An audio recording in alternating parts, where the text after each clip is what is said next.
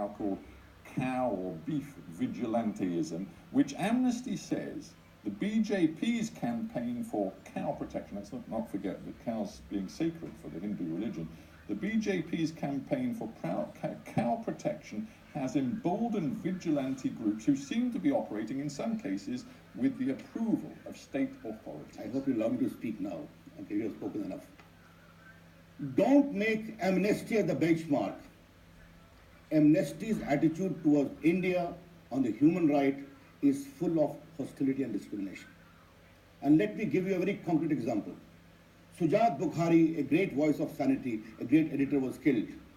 Amnesty is quiet because the terrorists killed him. Aurangzeb, a proud soldier of Indian armed forces, was killed by the terrorists when he was going to celebrate Eid. Amnesty keeps quiet.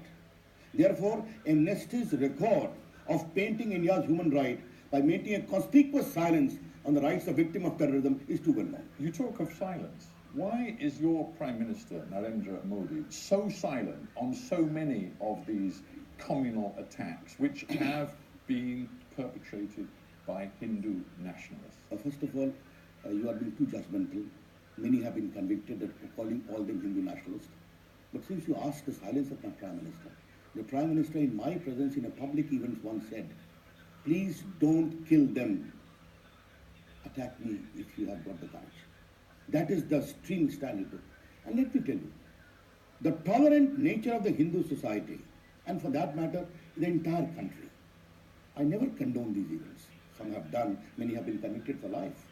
That's what the rule of law of India is about. Well, but for you, in one particular incident, some men have been convicted for life. In a host of other incidents, nobody's been convicted at all. The trial is going on. The police has filed the charge sheet. India believes in the rule of law. If we do it without a fair trial, then you will also say India has become a kangaroo country. The point to note is, there is a robust legal mechanism available in the country, whereby those who take the law in their own hand for reasons which is completely unacceptable, the law responds very ferociously. I mean, you're Law and Justice Minister, so let's get down to the detail of other cases recently which have raised serious questions about the attitude, the strategy, the policy of the BJP. Look at what happened after the most atrocious crime, the rape of an 8-year-old Muslim girl in northern India. She was called Asifa. According to the police evidence, she was drugged, she was repeatedly raped by a group of Hindu men. She was actually held in a temple for a while before she was killed. Now, as shocking as that crime was, within days and weeks it had become the source of communal tensions because local BJP officials sided with the Hindu population who claimed that this was somehow an attack upon their rights, not the rights of the murdered girl. This instance, prompt action has been taken, charge sheet has been filed, and the two gentlemen you are talking about were made to resign from their ministerial post. Were you disgusted that your own party has individuals within it who can make that kind of argument? It was a clear disapproval. But the story which you have presented is not the entirely correct story. The police charge sheet has been filed. As a law minister, I would not like to make any comment, except to flag you one thing. How we are treating rapes. Rape anywhere is unfortunate. Europe or India or not. We have come with a robust law. Now we are giving capital punishment if you rape a girl child below 12 years of age. If it is 12 to 16, it is 20 years. In recent years, your government has said that it is committed to protecting women. The fact is that India is the most dangerous country in the world to be a woman today. And that's not my rhetoric. That is the considered conclusion of a global survey of 550 experts conducted by Thomson Reuters. Yes. The most dangerous country in the world. In a world of this size, only 548 samples. Here is a report of a special Eurobeater 449, November 26, commissioned by the European Commission. What does it say? 70% of respondents felt that sexual harassment against women is common in their country. Here is a report, an overview of sexual offending in England and Wales report of 2013, which says 85% of the victims are not reporting. In India, and this is not my view, again, it's the view of people who study these things inside your own country. In India, sexual violence has become part of a toxic cocktail, which involves religious hate, caste and class resentment and hate, and gender violence. Let me quote to you Kavita Krishnan from the All India Progressive Women's Association. Representing the Communist Party. Mind you, not neutral. I hope you will do your homework well. I understand. You are saying responsible people. You're surely not suggesting that a woman who works for the All India Progressive Women's Association isn't entitled to a political view. Surely, but they have an agenda against our government. That's what I'm saying.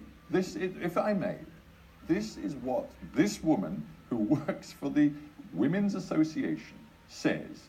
She says the ruling party has to be held responsible for creating an Islamophobia That is the agenda. Hang on, and an anti-Dalit climate which justifies acts of sexual violence and other forms of violence against minorities. Now let me reply to it. I'm happy. Please give me some time. Communist Party of India has been defeated in elections after election. It has become not only a marginalized but super marginalized party. They bring out these reports which have a malafide political content against my government.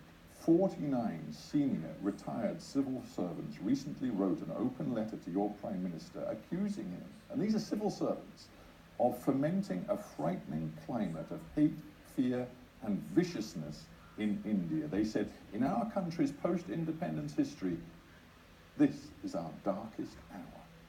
My reply to is, out of 90% of these civil servants are those who in 2014 publicly appealed to the people of India not to vote for Narendra Modi. And that's the democracy of India about. I can quote you 200 civil servants who are saying Mr. Modi is leading the country in a decisive way, transparent way, no corruption, and good decision making. Let me quote to you a senior lawyer, because you're a lawyer yourself, you're an advocate at the Supreme Court, Dushyant Dave, at the Supreme Court, he's a lawyer there, he says the government can make 100 laws and yet it will fail because there is no enforcement. Your legal system is in dire trouble. There are 55,000 pending cases before the Supreme Court alone. India has just 18 judges for every 1 million people. That's pathetic compared to most countries in the world. Over 2/3 of India's hundreds of thousands of prisoners are still awaiting trial. There is a deep dysfunction at the heart of your criminal justice system, and you, as Minister, are failing to fix it. What we are doing is that we are improving digital technology for more delivery of justice. Let me take you. Did you acknowledge my characterization that your system is in crisis? No, I'm acknowledging it, and we are also fixing it. Therefore, we have increased the number of judges, we have increased the number of infrastructure, more court halls. We have already done 16,000 district courts of India as digital. The Supreme Court, all the high courts today are digital. We have got a proper judicial data grid. Nearly 60 million case records are in, and how we are fixing it. Why would Indians believe you can deliver when 42% of respondents in a recent survey claimed that they were asked to pay bribes within the court system? And another survey shows that after your government told Parliament that police strength was going to be increased by up to nearly 2 million officers, almost a quarter of police positions were found to be vacant. First of all, what we are doing, you are thinking that as Justice Minister, I rule all the states. Unlike your country, England, India is a federal state. And even in many states, we have state governments which are not of my party. So you're powerless to fix this No, I'm totally not, dysfunctional I'm not system? powerless. Please allow me to complete my sentence. That is not fair. What we are doing is, we are giving them infrastructure in terms of logistics, in terms of training. The Prime Minister calls the Director of Police himself, tells them these are the areas of challenges you have to address. But how do you say that India has become completely dysfunctional? Well, I've gone through every level, from the backlog in the courts to the corruption within the judicial system to the failure to appoint police as promised. Those are dysfunctionalities. But let me add one more, and then you can respond to this one. The Supreme Court itself, you know, because you're a lawyer, you work at the Supreme Court. The Supreme Court's in crisis because 4 of the senior judges on the Supreme Court bench expressed lack of confidence in the Chief Justice himself. The court is at war with itself, and one of the justices warned that unless the integrity of the Supreme Court was restored, quote, democracy will not survive in this country. We are making all-round effort to ensure greater modernization of the police force. The government of India, central forces, and all the state governments, including money, including training, cyber security, and in case of women, we have set a fast-track court for speedy disposal of all the cases against them. As a law and justice minister, I am supposed to give the infrastructure. We have already repealed about 1,000 old archaic law of the British time. We have made our system of delivery in terms of digital examination of people, service of summons most faster. Regarding Supreme Court, I have to make two observations.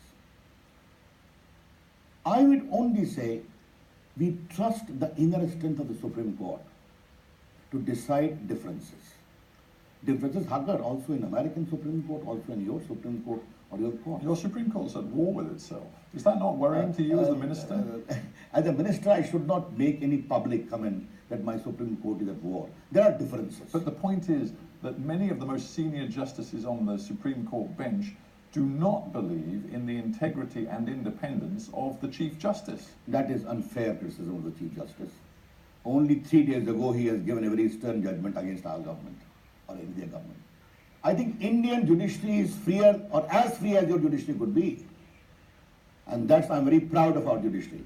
We have suffered for the cause of independence of judiciary and media. That is our commitment and that remains firm. Well, but politicization by political parties of judicial divide is not fair. And second, those who have lost election cannot sponsor collusive litigation to create chaos. Two things I would like to say. all right. I want to move to the bigger political picture in a moment, but just one last question on questions of law and justice, and this is specific to Kashmir. Now, you're the Federal Minister of Law and Justice. I wonder how you respond to the UN's call for an international investigation of government abuses, military, policing abuses, security force abuses in Jammu and Kashmir over the last couple of years. Because according to the latest UN report from the UN Commissioner for Human Rights, Indian security forces have been using excessive force. They've killed and wounded numerous civilians, and he says it is time for an international inquiry.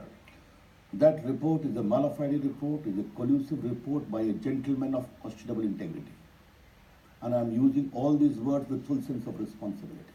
This gentleman has an agenda. I repeat, this gentleman's report is mala fide. And in the UN, we have already protested. I take that as a no then. The Indian government is not interested not in at any all. independent We international... reject this report with all the impunity it deserves because it is mala fide. The author of the report has an agenda against India.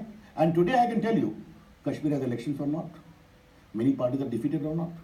Today, Kashmiri people are joining armed forces in a big way. They are joining police. A Kashmiri boy has become second in the Indian administrative service in the entire country. They are doing well in sports. Pakistan from across the border has a terrorist agenda to create disorder there. Do you think the BJP is trusted by the population of Jammu and Kashmir? Mr. Sakar, we have just had a wonderful support of the people of Jammu and Kashmir. We swept the entire Jammu area and Ladakh area. You have a problem there? And how many people voted? Come on, it was a massive voting, free and fair election. Let's talk about the bigger picture in India, because you've made a point in this interview of referring to the growth rate, 7% in recent years. You're claiming big success in the economy. Why do you think it is that so many Indians appear to believe that Narendra Modi's promises from the 2014 campaign have not been kept? His own popularity and that of the BJP is in serious decline. Why do you think that is, if everything's such a great success There are story? surveys. India is a free country. We have won Gujarat 5th time. Recently in Karnataka, we missed only by 4 seats. We swept Uttarakhand, we swept UP, we swept Himachal Pradesh. Therefore, we swept entire Northeast. Yeah, but my point is this. Key promises made by Modi and your government haven't been kept. Look at the situation in the rural areas for the farmers. Your support amongst farming communities is draining away because farmers felt there were made promises in 2014 that have simply not been kept. On one other issue too, corruption. Modi came to power swearing that he would root out corruption across India. Hasn't happened. Every survey tells us that India is still endemically corrupt. I can proudly say to you on BBC Hard Talk, in the last 4 years we have been in power, all the decision making have been fair, honest. No allegation of corruption against decision making of the Modi government. There is scope for improvement, I agree with you. There's clearly corruption at every level of public service in India today? Again, if something is happening in Bengal of Mamta ji, you cannot attribute that to us. But what I am saying, we are putting systems in place. Therefore, give me one time, just half a minute. How by application of digital technology we are ushering in transparency? By JAM Trinity, direct benefit transfer of the poor, we have saved close to $13 billion, which was due to be pocketed by middlemen and fictitious claimants. Take the case of this Mudra. 120 million poor Indians have been given nearly 60,000 trillion rupees for their improvement, for business. Why are the poor farmers in India so adamant that you have betrayed them? That is your assessment. Well, I look at all the polls. Farmers deserting Modi at an alarming rate. One Indian newspaper report. Mr. Sagar, I think Karnataka has huge number of farmers. So has Gujarat. So has Uttar Pradesh. So has Uttarakhand. So has Himachal Pradesh. So has Northeast. I'm only talking of elections in the last 1.5 years, which we have won decisively, including 2/3 majority, including in areas we had no presence. Maybe the reasons that a lot of Indians appear to have lost faith in your government. You tell me all of the results suggest that that's not true, but I look at all of the polling evidence, I look at the outcome. You will look to the survey, Mr. Sagar, but not to the popular franchise in election by people in the states of the states. Well, I leave it to you and your viewers to judge. Are you forgetting all those parliamentary by-elections that BJP has actually Only lost? 4 or 5, and they have swept others. Well, you can read the polls any way you want. But anyway, I would suggest to you to be a little objective. What I would suggest to you is that there is something profoundly alarming, and I want to end the interview with these words, profoundly alarming when a former foreign minister serving Mr. Modi and the BJP government announces that, quote, democracy in India today is in grave danger. You're talking of Yashwant Sinha. Yashwant Sinha. And this is the 3rd time I'm hearing his name on Hot Talk. I think you can go beyond Yashwant Sinha. Do you not care that a former senior minister says this? Hang on, let me just finish the thought, then you can tell me what you think. The events, he says, of the last 4 years have caused great anxiety. After working for this government, I realized, this is the key bit, we were replacing facts with fiction, we were peddling lies, we were subverting the institutions of democracy. I differ with him for the simple reason. For Yashwant Sinha, issues are also personal. He resigned from my party.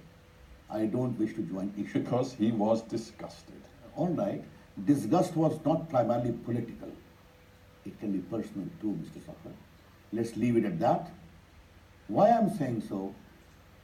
Please see the totality of India. India is emerging as a global power and Mr. Modi as a global leader. Respected from Queen Elizabeth to the whole of Europe to others because of democracy, performance and good governance.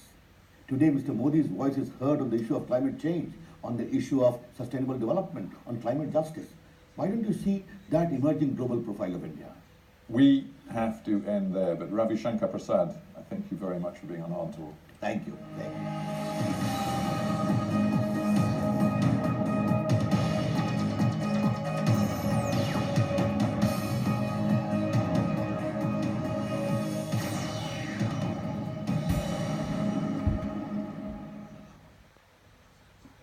Hello there, at long last.